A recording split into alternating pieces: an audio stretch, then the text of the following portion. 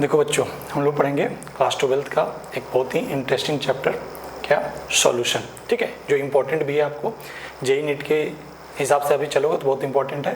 हर साल आपको एक दो क्वेश्चन इससे आ ही जाते हैं। ठीक है, और बोर्ड में भी अब ऑब्वियस सी बात है, इससे क्वेश्चन आपको आते हैं। ठीक है, तो बहुत इंपॉर्टेंट है। ठीक है, बहुत ढंग से समझेंगे हम लोग। शुरुआती चीज़ें जो है थोड़ा तेज चलेंगे, क्योंकि शुरुआती चीज़ें आप थोड़ा बहुत जानते होगे, 11th क्लास 9th-10th में सुन रखे हो। ठीक है, देखिए सॉल्यूशन का सबसे पहले डिफिनीशन से स्टार्ट करते हैं कि सॉल्यूशन का डिफिनीशन क्या होता है भाई। तो सॉल्यूशन क्या होता है भाई, होमोजीनियस मिक्सचर होता है। अब होमोजीनियस मिक्सचर में आप मिक्सचर पहले से सुन रखे होगे। मिक्सचर क्या होता है, दो या दो से अधिक सब्सटेंस को आप मिक्स करो किसी भी रेशियो में। वो दोनों कंपाउंड हो सकते हैं, दोनों एलिमेंट हो सकते हैं, एक एलिमेंट एक कंपाउंड हो सकता है। जब भी आप उसको किसी भी रेशियो में मिक्स करोगे दो तरह के सब्सटेंस को, तो जो रिजल्टिंग चीज़ें बनेगी उसको हम लोग क्या बोलेंगे, मिक्सचर बोलेंगे। ठीक है, और मिक्सचर में वर्ड लगा दिए क्या, होमोजीनियस।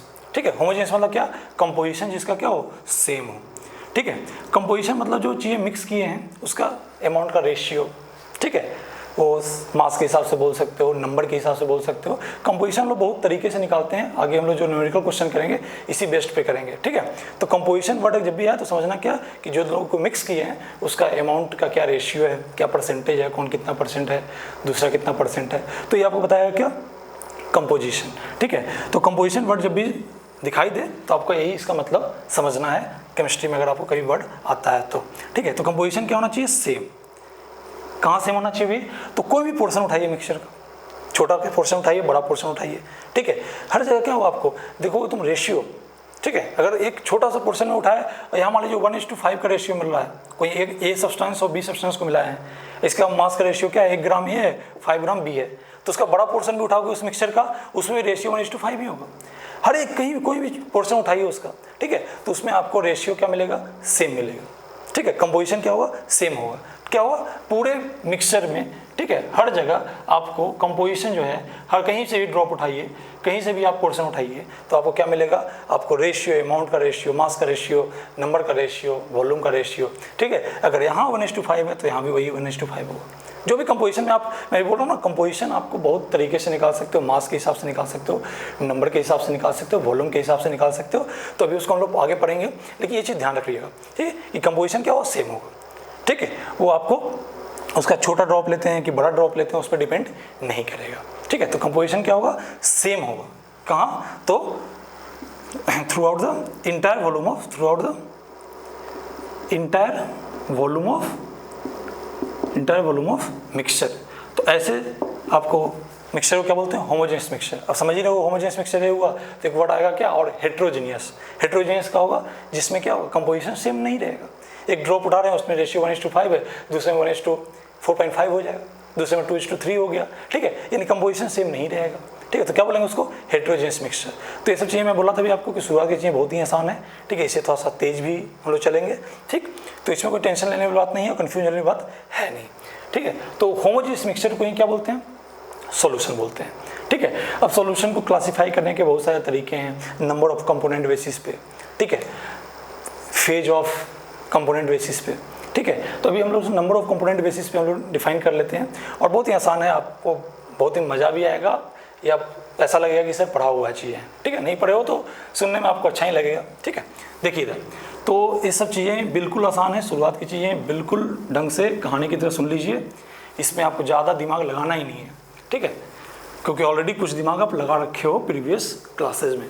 ठीक, ध्यान दीजिएगा, आगे जैसे से जाएंगे बहुत ही मज़ा आने वाला है, चैप्टर बहुत ही मज़ेदार है।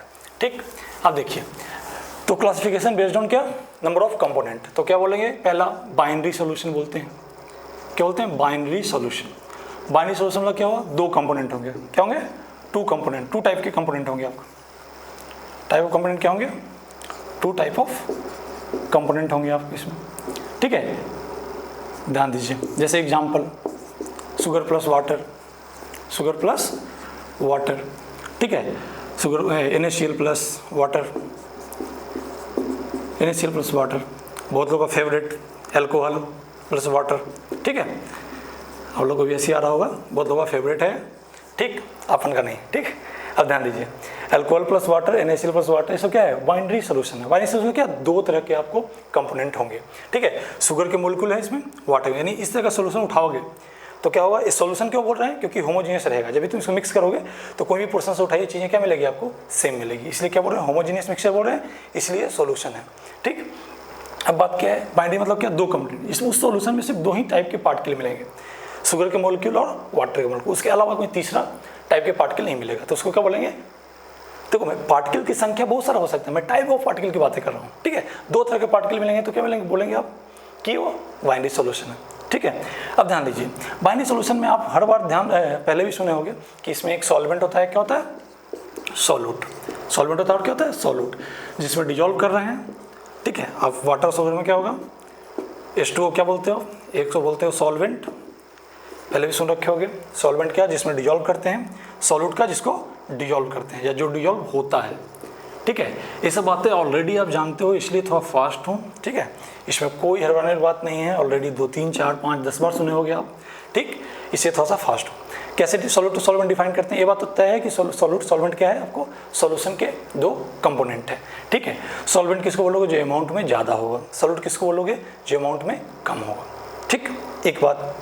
दूसरी बात, सॉल्वेंट आप ध्यान दीजिएगा, जब सॉल्यूशन बनाओगे ना, तो जो सॉल्यूशन की जो प्रॉपर्टी होगी वो सॉल्वेंट के ज़्यादा क्लोज रहेगा।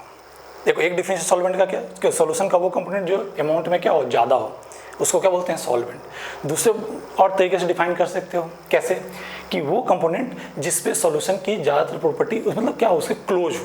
ठीक है, जैसे क्लोज होने का मतलब बताता हूँ। जैसे एग्जांपल लेते हैं कि भाई शुगर का डेंसिटी मान लीजिए, डेंसिटी आप नहीं जानते होगे तो थोड़ा सा बस पेशेंस रखना, जब न्यूमेरिकल क्वेश्चन करेंगे तो डेंसिटी को समझा दूंगा। शुगर का डेंसिटी मान लीजिए 2 है और वाटर का डेंसिटी मान लीजिए क्या है, 1 ग्राम पर ml। ठीक है, डाटा एग्जैक्ट याद नहीं रखना है, आगे पीछे हो सकता है चीज़ें।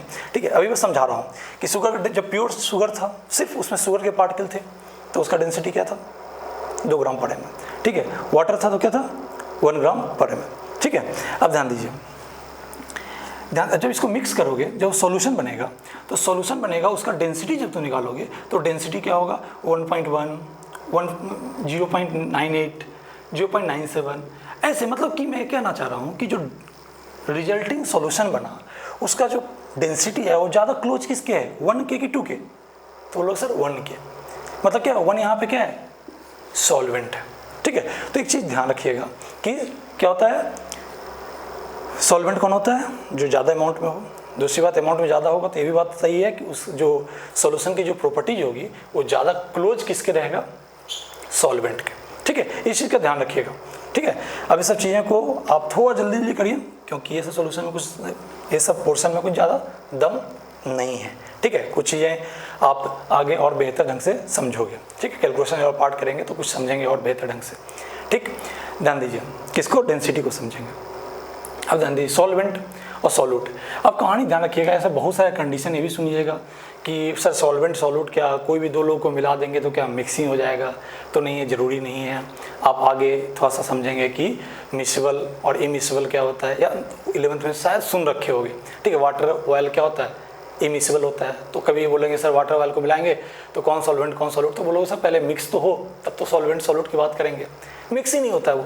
ठीक है, वाटर शुगर आप क्या होता है, डिजोल्व हो जाता है, आपको पूरा इनफॉर्म मिक्स हो जाता है। ठीक है, इनफॉर्म मिक्सिंग होता है आपको। ठीक, चलिए अब ध्यान दीजिए, तो सॉल्वेंट और सॉल्यूट का मतलब समझ रहे थे, सॉल्वेंट ज़्यादा सॉल्यूट कम। सॉल्वेंट सॉल्यूट हर दो कंपोनेंट को मिलाओगे तो जरूरी नहीं है कि सॉल्यूशन बनाए, सॉल्वेंट हो सॉल्यूट हो। ठीक है, मिक्स होगा तब हम लोग सॉल्वेंट सॉल्यूट की बात करेंगे। ठीक, अब ध्यान दीजिए, सॉल्वेंट सॉल्यूट जो होगा वो आपस में रिएक्टिव नहीं होने चाहिए। एक चीज़ ध्यान रखिएगा कि सॉल्वेंट और सॉल्यूट जो है, दो कंपोनेंट को मिक्स कर रहे हैं, जो ज़्यादा उसको सॉल्वेंट बोल रहे हैं, जो कम है उसको सॉल्यूट बोल रहे हैं। मिक्स किए तो क्या आपको वो मिक्स हुआ। ठीक है, मिक्स होना जरूरी है, मिक्स होना जरूरी है, बट क्या नहीं, रिएक्ट ना करे। रिएक्ट करेगा तो उसको सॉल्यूशन नहीं बोलेंगे। इससे बहुत सारा आपको एग्जाम में आया भी था आपको। ठीक है, कि H2 गैस और Cl2 गैस, इसके मिक्सचर को क्या हम लोग सॉल्यूशन बोलेंगे, तो नहीं, ये सॉल्यूशन नहीं कहलाएगा। ठीक है, क्योंकि ये आपको आपस में क्या है, रिएक्टिव, ठीक है, आपस में क्या है, react with each other, reacts with each other, तो ये आपस में आपको रिएक्ट हो जाता है। ठीक है, इसलिए आपको क्या नहीं बोलेंगे, इसको आप सॉल्यूशन नहीं बोलेंगे। सॉल्यूशन नहीं बोले तो फिर सॉल्यूट सॉल्वेंट की बातें यहाँ पे मत कर देना। ठीक, तो मैं जो बातें कर रहा हूँ, ठीक है, थोड़ा सा जल्दी में शुरुआत में हूँ। ठीक है, क्योंकि चीज़ें बहुत ही आसान हैं। तो क्या नहीं होना चाहिए, पहले मिक्स होना जरूरी है सॉल्यूशन के लिए, ठीक है, उसके बाद मिक्स हो बट रिएक्ट ना हो, ठीक है, रिएक्ट होगा तो उसको हम लोग सॉल्यूशन नहीं बोलेंगे, सब चीज़ों का ध्यान रखना। तो इसको मिला तो बाइनरी सॉल्यूशन मतलब क्या, दो टाइप के कंपोनेंट होंगे, एक सॉल्वेंट एक सॉल्यूट, ठीक। सॉल्वेंट सॉल्यूट को थोड़ा बेहतर समझ गया। एक चीज़ और ध्यान दीजिएगा कि जो सॉल्यूशन का फेज होगा, जो सॉल्यूशन का फेज होगा, फेज समझते होगे, ठीक है, तो सॉल्यूशन का जो फेज होगा वो हमेशा सॉल्वेंट का फेज होगा। जैसे आप वाटर प्लस, वाटर क्या है, लिक्विड है, वाटर क्या है, लिक्विड, और शुगर क्या है, सॉलिड में होता है। आपको जब मिक्स करते हैं तो बनता है क्या, सॉल्यूशन। ये किस फेज में रहेगा, सॉलिड की लिक्विड, तो सॉल्वेंट है, तो जो सॉल्वेंट का फेज होगा वही सॉल्यूशन का भी फेज होगा, ठीक है। इसलिए मैं वर्ड बोला था क्या कि सॉल्वेंट किसको बोलते हैं, जिसकी प्रॉपर्टी क्या करे, डोमिनेंट करे। इसका सॉलिड फेज है, इसका लिक्विड फेज है, सॉल्यूशन में कौन सा फेज है, आपको लिक्विड फेज, मतलब कौन सी प्रॉपर्टी डोमिनेट कर रही है, लिक्विड वाली, ठीक है। आपको इसलिए क्या बोलेंगे कि सॉल्वेंट कौन है, वाटर। तो ये सब चीज़ों को थोड़ा ध्यान देना कि हमेशा अगर कोई मतलब एग्जाम्पल दे के, मतलब बिना नाम का दे, कोई बोले कि A + B का सॉल्यूशन बना रहे हैं, ठीक है, ए आपको क्या था, मान लीजिए सॉलिड था, बी क्या था, आपको लिक्विड था, और सॉल्यूशन क्या बना, सॉल्यूशन भी लिक्विड बना। तो आपसे कोई पूछेगा कि भाई बताओ ए और बी में सॉल्वेंट कौन, तो बोलोगे सर बी सॉल्वेंट होगा। क्यों, क्योंकि आपको जो बी का फेज है वही क्या है, सॉल्यूशन का फेज। तो मैं क्या बोला, किसके किसके फेज सेम होते हैं, तो सॉल्वेंट का फेज और सॉल्यूशन का फेज क्या होता है, सेम होता है, ठीक है। कभी कि हर बार जरूरी नहीं कि आप इससे बता दो, मान लो दोनों लिक्विड हो तो बताना संभव नहीं है, तो फिर पहले वाले डिफिनेशन पे आ जाएंगे, कौन सा, जिसका कंपाउंड जिसका अमाउंट क्या हो, ज़्यादा होगा वो क्या कहलाएगा, सॉल्वेंट कहलाएगा, ठीक है। कोई दिक्कत नहीं, बोले x + y है, ठीक है, x + y है, ठीक, x + y क्या मिला रहा है आपको, सॉल्यूशन बना रहा है, ठीक है। x क्या आपको मान लीजिए, x आपका मान लीजिए लिक्विड है, y क्या आपको सॉलिड है, ठीक है, ये भी आपको लिक्विड मिल रहा है, तो क्या कहलाएंगे आप, ठीक है, ये कहलाएगा क्या आपको कि ये सॉल्वेंट है, ठीक। समझ में आ गया होगा बातें, बहुत ही आसान किस्सा है, ठीक है। x + y मिला रहे हैं, ये गैस के रूप में मिल रहा है उस टेम्परेचर पे, y मान लीजिए लिक्विड में मिल रहा है, बना मिक्स करने के बाद जो सॉल्यूशन बना वही मान लीजिए गैस में मिल रहा है, तो क्या बोलोगे आप कि सर किसका फेज मैच कर रहा है, x का इसका फेज मैच कर रहा है, तो x क्या होगा आपको, सॉल्वेंट होगा। ये सब चीज़ों को थोड़ा ध्यान रखिएगा, ठीक। तो जो सॉल्वेंट का फेज होता है वही फेज क्या होता है, डोमिनेंट करता है, ठीक है। ये सब चीज़ों को दिमाग में बैठा लीजिए, ठीक। चलिए इसको उतार लें, ठीक है, इसको मैं मिटा देता हूँ। चलिए बहुत ही आसान चीज़ है, इसलिए मैं थोड़ा सा तेज़ चला, ठीक है। इसमें ये मत सोचना कि और भी चीज़ें, इसमें आप बिल्कुल स्मूथली है, ठीक है, बहुत ही आसान चीज़ें हैं, ठीक है। मिटा देता हूँ इसको।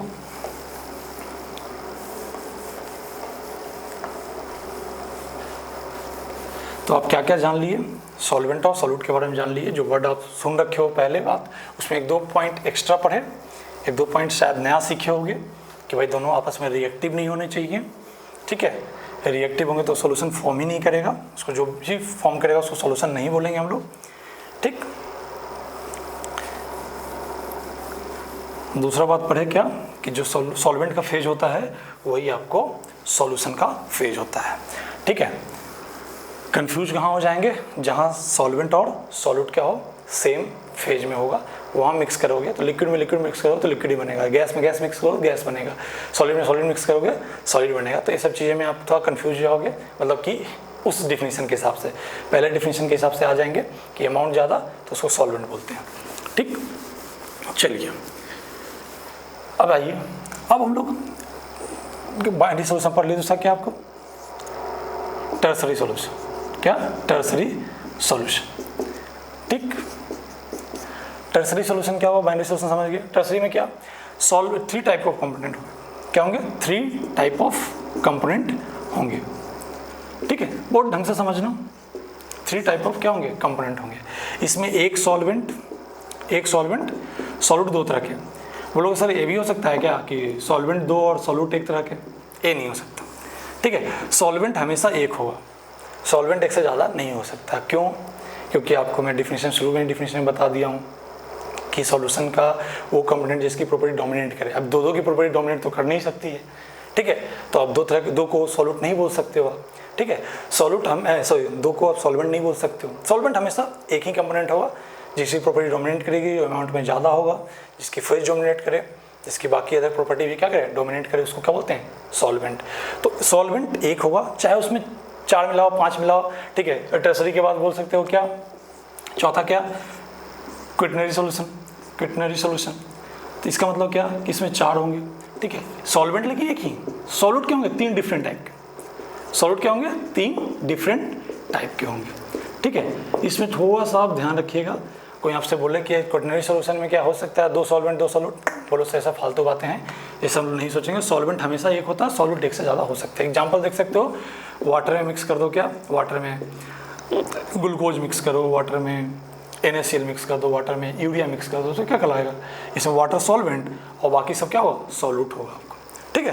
3 तरह के एग्जाम्पल हो, उसमें से एक कम कर दो कोई, या कुछ नया सोच लो, वाटर प्लस NaCl, ठीक है, प्लस ग्लूकोज, ऐसा सोच लो, ठीक है। आप समझ रहे हो कि आगे पैटर्न क्या जाने वाला है, तो इसमें ज़्यादा दिमाग नहीं लगाना है आपको आगे। बस इसमें ये बताने का एक ही मकसद था कि सॉल्वेंट हमेशा एक होता है, सॉल्यूट एक से ज़्यादा हो सकता है एक सॉल्यूशन में, ठीक है। एक शुरू में एक लाइन बोला था कि मिक्सचर के लिए कि हम किसी भी रेशियो में मिक्स कर सकते हैं। सॉल्यूशन में एक चीज़ का ध्यान रखना, ये हमेशा वर्ड जो है, ये जो स्टेटमेंट है सही नहीं रहेगा। क्यों? क्योंकि सॉल्यूशन में कभी कभी आप देखोगे कि अपर रेंज होता है कि वो उससे ज़्यादा आप मिक्स नहीं कर सकते। बोले ना कि किसी भी रेशियो में मिक्स कर लो, तो मिक्सचर के लिए वर्ड सही है, लेकिन सॉल्यूशन के लिए ऑलवेज करेक्ट नहीं है। जैसे एग्जांपल कि आप सोचो कि मैं 100 ग्राम वाटर लेता हूँ, उसमें बोलूँगी 5 kg NaCl मिला देता हूँ। कहीं संभव है 100 ग्राम वाटर में 1 गिलास पानी लिए उसमें 5 kg NaCl मिक्स कर सकते हैं?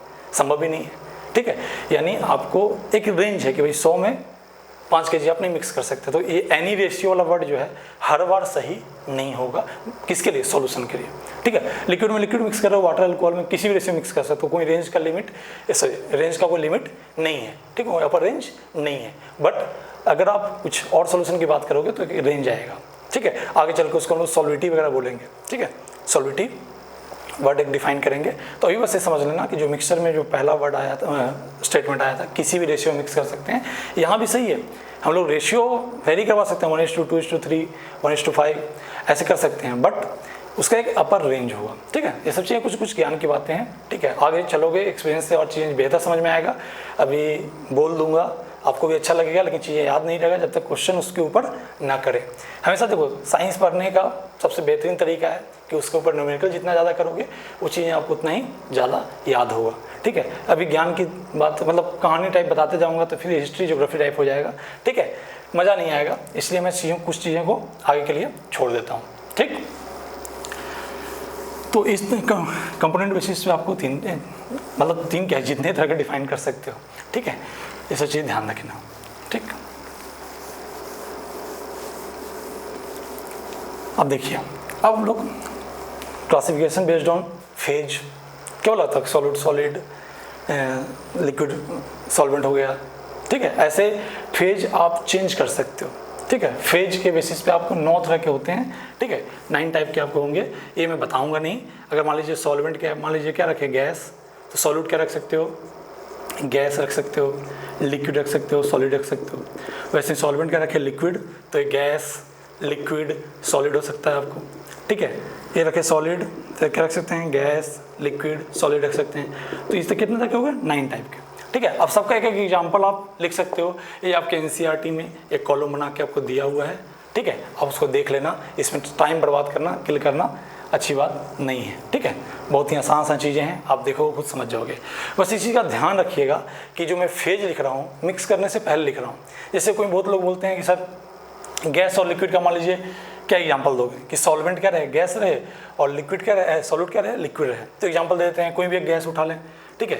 जैसे एयर में भी वाटर वेपर है, तो बोलोगे कि वाटर वेपर, ठीक है, वो मिक्स होने से पहले कौन से फेज में था, लिक्विड फेज में था। मिक्स होने के बाद क्या रहा, गैस फेज में गया है। एयर को मैं सॉल्वेंट वर्ड बोलने से इसलिए बच रहा हूँ कि एयर कोई एक कंपोनेंट नहीं है, एयर खुद में ही उसमें बहुत सारे कंपोनेंट हैं, N2 है, O2 है, ठीक है, CO2 कुछ अमाउंट में है। तो इसलिए ध्यान देना, मैं उसमें से एयर में से कोई एक पार्ट उठा लेता हूँ, N2 गैस, ठीक है। N2 गैस हम लोग अलग से प्योर रखे, उसमें वाटर वेपर, तो ये बोलो कि सर ये भी गैस, ये भी गैस, लेकिन इसको मैं गैस नहीं बोलूँगा, इसको बोलूँगा लिक्विड। वही वाटर वेपर मिक्स होने के बाद वाटर वेपर बोल रहे हैं, जब एयर में वो आ गया, N2 गैस में वो आ गया, तब क्या है, गैस फेज में। उससे पहले उस टेम्परेचर पे क्या था, वो लिक्विड फेज में, ठीक है। और उस बने जो सोल्यूशन बनेगा वो क्या रहेगा, क्योंकि सॉल्वेंट क्या है, N2 गैस है, तो ये भी क्या हुआ, गैसेस फेज में हुआ सोल्यूशन। तो ये चीज़ ध्यान रखिएगा, अगर हम लोग यहाँ पे लिख रहे हैं तो मिक्स होने से पहले का फेज लिख रहे हैं सॉल्यूट का। ये बात होता है कि भाई सॉल्वेंट का जो फेज होगा सोल्यूशन का वही फेज होगा, लेकिन सॉल्यूट का फेज आपको लगेगा सर वाटर वेपर तो गैस है सर, तो गैस में गैस का मिक्सचर हुआ ना सर, ये तो कहाँ सर गैस में लिक्विड का मिक्सचर थोड़ी कहोगे। तो मैं फिर से आपको रिपीट कर देता हूँ कि उसमें आप जब भी ऐसा वर्ड लिखा रहा है तो ये समझना है कि वो मिक्स होने से पहले किस फेज में था।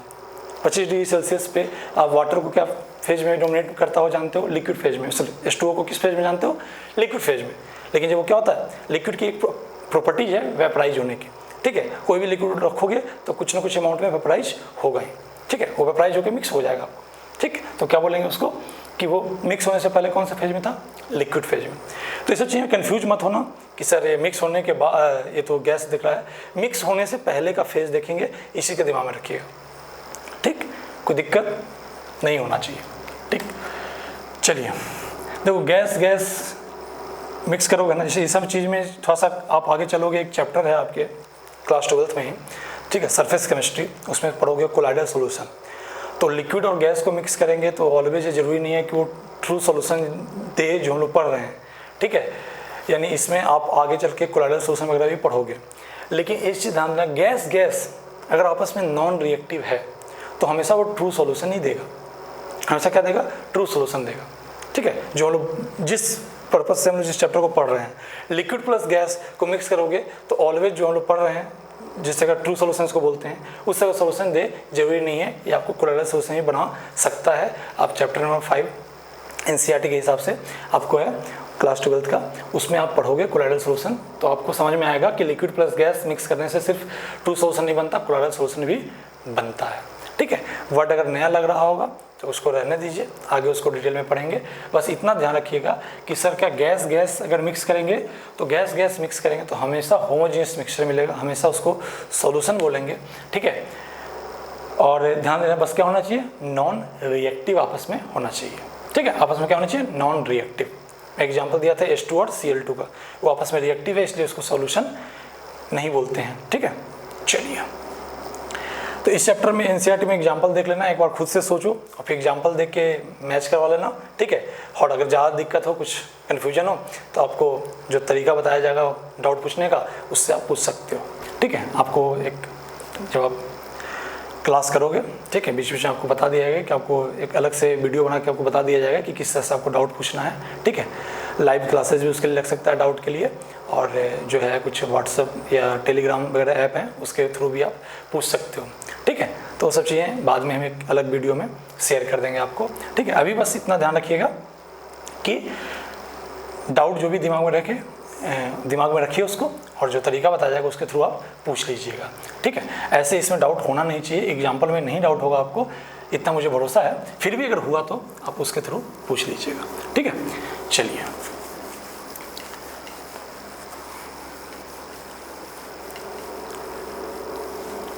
अब ध्यान दीजिए, अब हम लोग आते हैं जिसके लिए हम पढ़ रहे हैं, ठीक है, न्यूमेरिकल प्रॉब्लम्स, जो कि हम लोग के एग्ज़ाम वगैरह में हम लोग हमारे बोर्ड एग्ज़ाम या JEE नीट के एग्ज़ाम में हमारे लिए इम्पॉर्टेंट है, ठीक।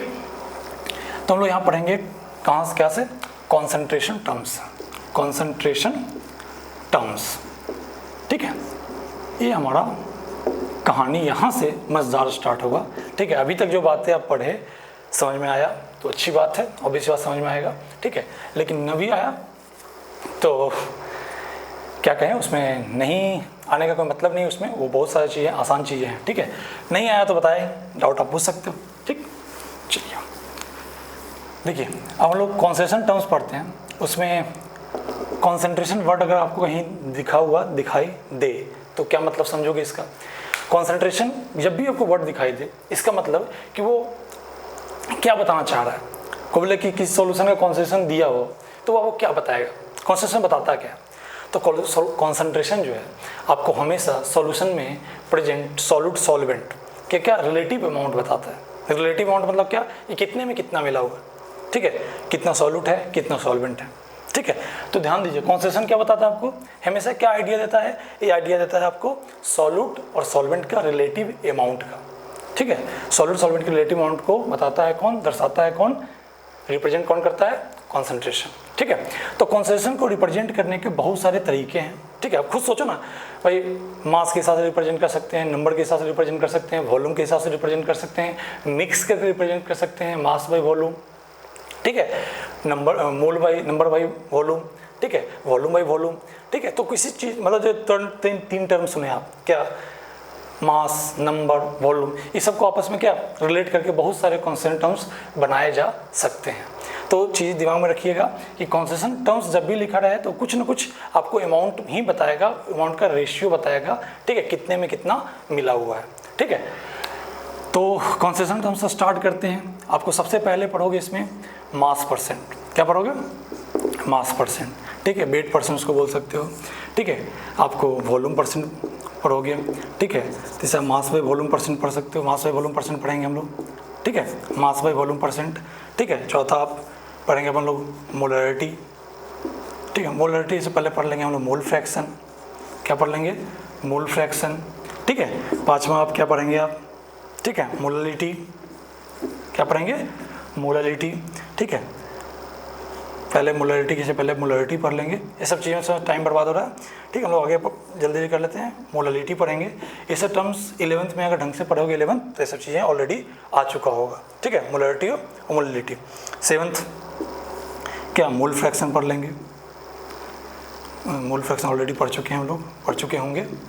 नॉर्मलिटी पढ़ लेंगे, ठीक है।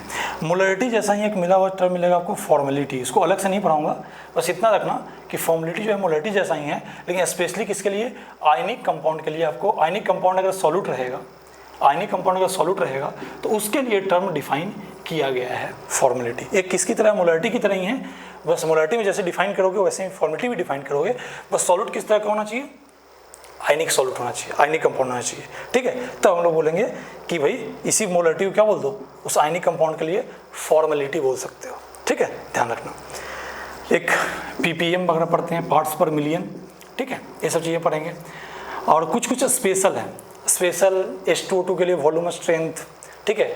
आप पढ़ोगे H2SO4 का अलग, सल्फ्यूरिक एसिड जो है, फॉस्फोरिक एसिड, इस तरह के एसिड के लिए कुछ अलग तरह के आपको कॉन्सेशन टर्म डिफाइन किए गए हैं, उसको हम लोग special type of concession terms में पढ़ेंगे। ये 8 जो है आपके NCERT वगैरह में ढंग से बताया हुआ है, और 9, 10 जो हम अपन पढ़ेंगे वो सिर्फ स्पेशली JEE और नीट के लिए रहेगा, ठीक है, स्पेशली, ठीक। तो ये 8 पहले पढ़ लेते हैं, वो दोनों को बिल्कुल सब पढ़ने के बाद ढंग से पढ़ेंगे। थोड़ा सा मज़ेदार भी है, उसका मतलब थोड़ा अच्छे ढंग से डिफाइन किया गया है और अलग तरीके से डिफाइन किया गया है, जो कि आप अभी जो हम लोग बोला mass by mass, mass by volume, इन सब से थोड़ा सा क्या है, अलग है, ठीक है, बहुत मज़ेदार टर्म है, ठीक।